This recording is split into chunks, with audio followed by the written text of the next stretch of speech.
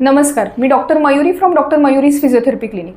आज आपण vitamin D बद्दल बोलणार आहोत। अगदी आपण लहानपणापासून ऐकत आलो की व्हिटॅमिन डी खूप महत्त्वाचं आहे। आपण सूर्यप्रकाशामध्ये बसलं पाहिजे, सूर्यप्रकाशात बसल्याने आपल्याला व्हिटॅमिन डी मिळतं। अगदी लहान मुलांना सुद्धा आपण सूर्यप्रकाशात घेऊन बसतो कारण त्यांना व्हिटॅमिन डी मिळालं पाहिजे म्हणून। तर पण हल्ली आपल्या इंडियन लाईफस्टाईलमध्ये व्हिटॅमिन डी ची डेफिशियन्सी खूप जास्त प्रमाणात बघायला मिळते। हे मी सांगत नाहीये, तर बऱ्याचशा रिसर्चेसमध्ये असं आढळून आलंय की जवळपास 60% लोकांमध्ये व्हिटॅमिन डी डेफिशियन्सी आढळून येते। तर आता याची कारणं काय आहेत? तर याचं सगळ्यात महत्त्वाचं कारण म्हणजे आपली इंडोर लाईफस्टाईल। आपली लाईफस्टाईल बरीच बदलली आहे। ऑफिसमध्ये बसून काम करणे, घरात बसून काम करणे आणि आउटडोअर ॲक्टिव्हिटीज कमी झाल्यात, त्याच्यामुळे आपलं सूर्यप्रकाशाला एक्सपोजर कमी झालं आहे।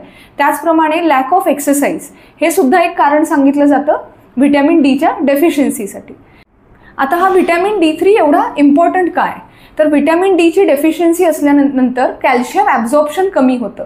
म्हणजे आपल्या शरीरात जरी कॅल्शियम असेल तरी ते ॲब्झॉर्ब केलं जात नाही आणि आपल्या शरीराला त्याचा उपयोग होत नाही। व्हिटॅमिन डीच्या डेफिशियन्सीमुळे जॉईंट पेन, मसल पेन बऱ्याच प्रमाणात होतं। त्याचप्रमाणे लहान मुलांमध्ये बोनी डिफॉर्मिटीज दिसून येतात।